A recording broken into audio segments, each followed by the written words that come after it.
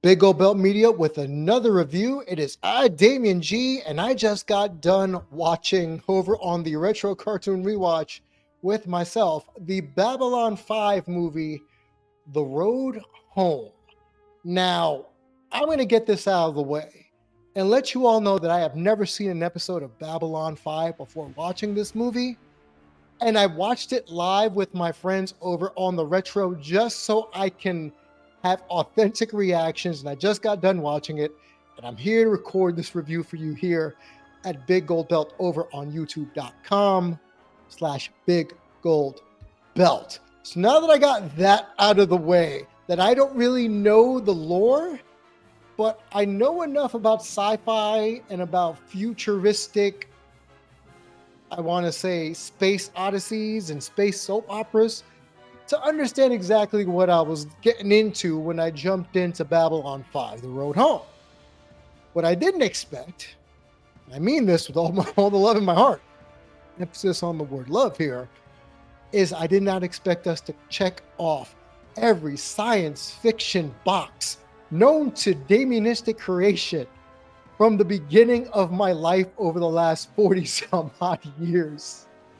This movie was released on digital as well as Blu-ray on August 15th here in the States and August 14th in the United Kingdom.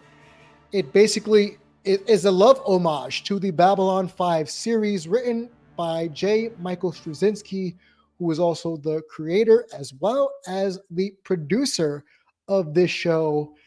The production company of Warner Brothers Animation and Warner Brothers Discovery Home Entertainment. This movie ran about 80 minutes, and I felt like it was 20 minutes too long.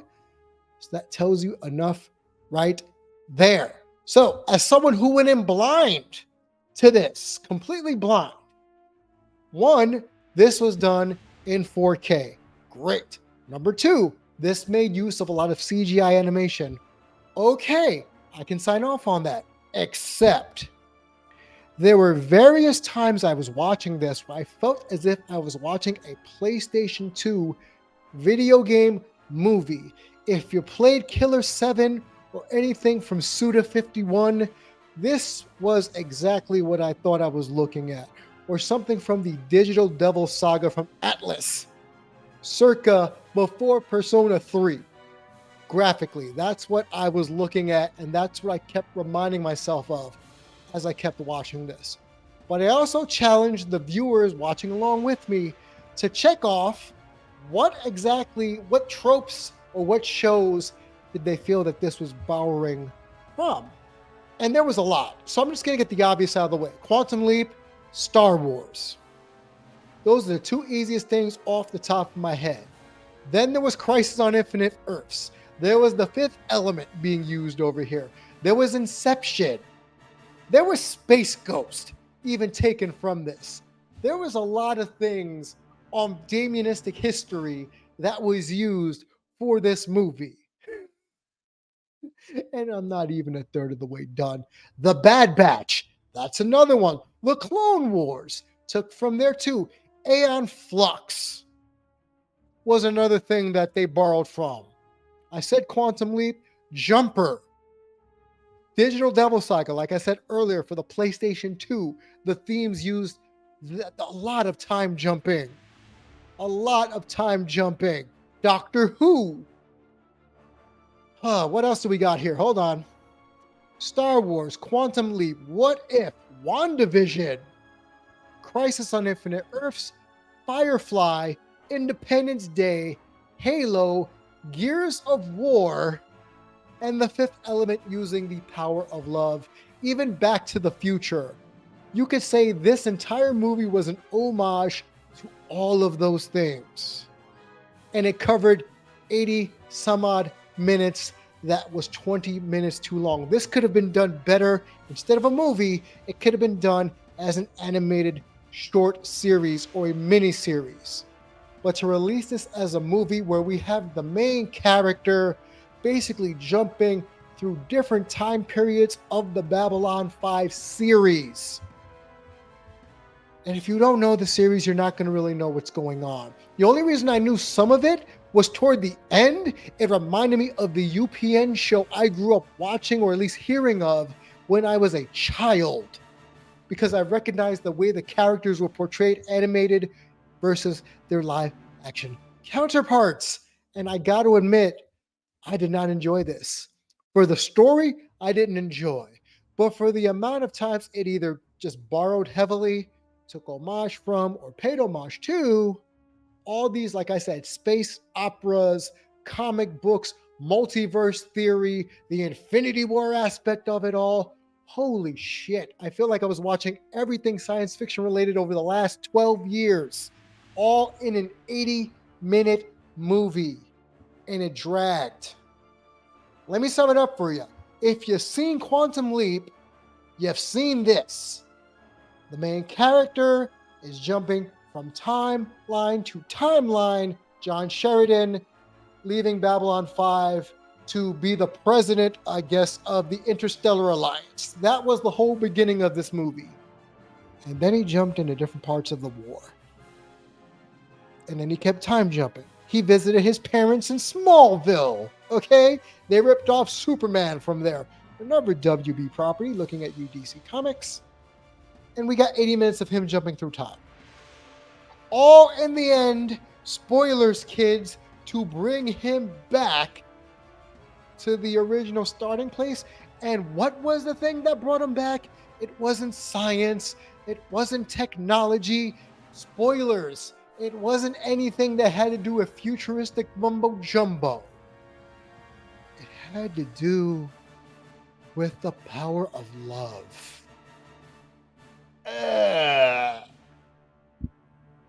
So then they hit me at the end of this movie with an after-school special about love conquers all.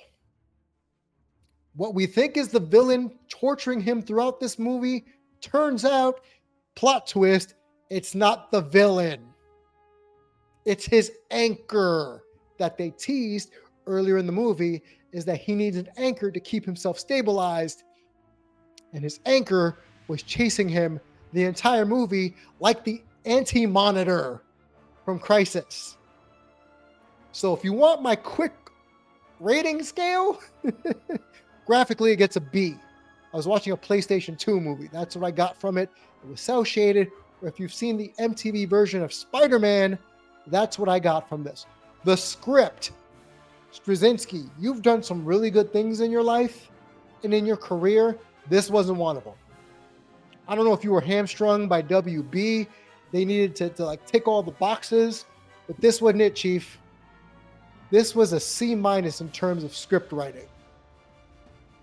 B animation, the voice acting was the most disappointing.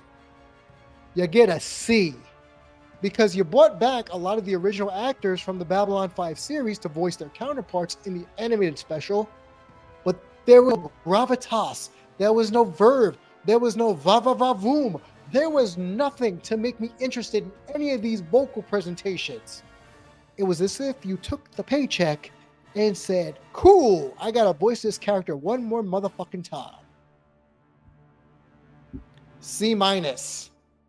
So if we take a B animation, a C- script, and a C- voice performance, you know what you're left with? A C. You're left with a C. This movie overall gets a C grade from your boy Damon G here, and I just finished watching it. If I had to say there was one thing I could take from it, is that it reminded me of every single space opera I've ever seen in my life. Oh, and they couldn't say Lost in Space, even though they were paying homage to that too and ripping it off, because they didn't want to get sued. They brought it up even on the show, saying they didn't want to get sued. Holy shit. So if you got 80 minutes to kill over on digital and Blu-ray, be my guest.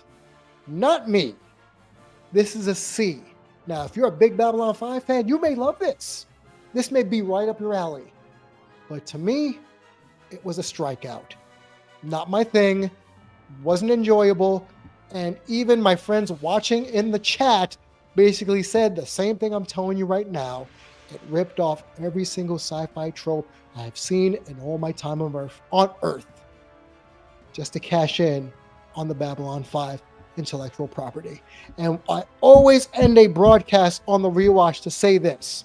And I'm going to say it here for all you followers of Big Gold Belt. Just because you have an intellectual property does not mean it needs to be made into something other than what it was. You should have left Babylon 5 alone. There was no need to bring it into the present or the future, however you want to look at it. And that's why it struggles to get a C rating. But let me know what you think in the comments here down below. Am I crazy? Am I off my rocker? Or am I right? Or if some of you sycophants for Babylon 5 may love this so much that you don't agree with me at all, that's fine. I welcome the discourse. But for me personally, you're lucky it got a C. So I'll catch you next time here on Big Gold Belt. And remember, just because it worked once, don't mean it should be working every other time. Catch you next time.